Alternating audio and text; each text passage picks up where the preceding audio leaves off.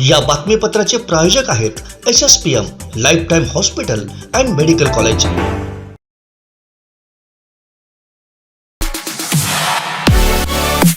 नमस्कार, हे आहे कोकणचं नंबर 1 महा चॅनल कोकण साद लाईव्ह आणि आपण पाहताय सकाळच्या टॉप न्यूज।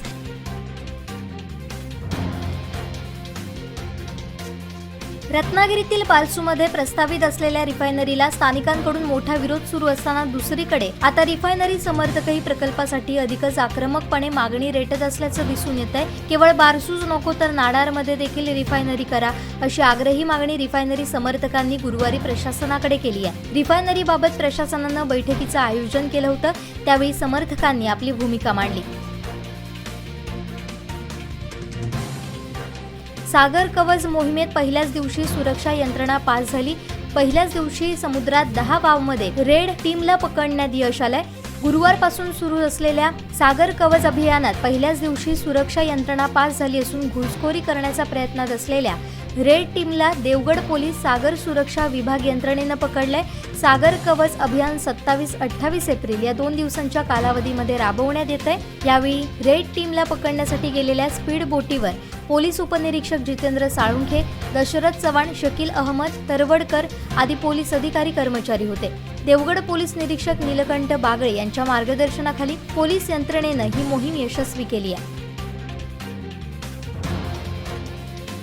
कणकवली येथील एका दुकानात सुवर्णकार म्हणून काम करणाऱ्या शैलेश मधुकर कुडाळकर या सुवर्णकारानं वैभववाडीत रेल्वेखाली झोपून ते आत्महत्या केली। शैलेश कुडाळकर हे दिवा पॅसेंजरनं वैभववाडी स्थानकात आले। त्यानंतर स्थानकापासून काही 40 मीटर अंतरावर जाऊन त्यांनी कणकवलीकडून राजापूरकडे जाणाऱ्या जनशताब्दी गाडीखाली स्वतःला झोकून दिलं। यामध्ये त्यांचा जागीच मृत्यू झाला।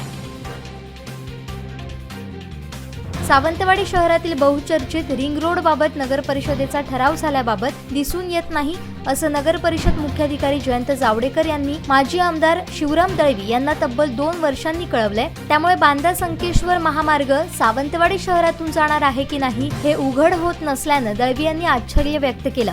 संकेश्वर बांदा राष्ट्रीय महामार्ग सावंतवाडी शहरातून जाणार आहे, तो शहरातील रिंग रोड मधून जाईल असं सांगितलं जात आहे। मात्र रिंग रोड प्रस्तावित असल्याबद्दल नगर परिषदेत ठरावच झाला नसल्याचं मुख्याधिकारी जयंत जावडेकर यांनी म्हटलंय। त्यामुळे पुन्हा एकदा सावंतवाडी शहरावर अन्याय होण्याची शक्यता व्यक्त होते। त्यामुळे जागरूक नागरिक म्हणून सत्यता पडताळून पाहणं आवश्यक आहे असं दळवींनी म्हटलंय। सिंधुदुर्गातील पोलीस अंमलदार यांनी विविध प्रकारच्या प्रवर्गामध्ये केलेल्या उत्तम कामगिरीबद्दल आणि उल्लेखनीय प्रशंसनीय सेवेबद्दल सिंधुदुर्गातील 11 पोलीस अंमलदार यांचा 1 मेला महाराष्ट्र दिनी पोलीस महासंचालकांचं सन्मान चिन्ह आणि प्रशस्ती पत्र देऊन गौरविण्यात येणार आहे अशी माहिती पोलीस निरीक्षक संदीप भोसले यांनी दिली।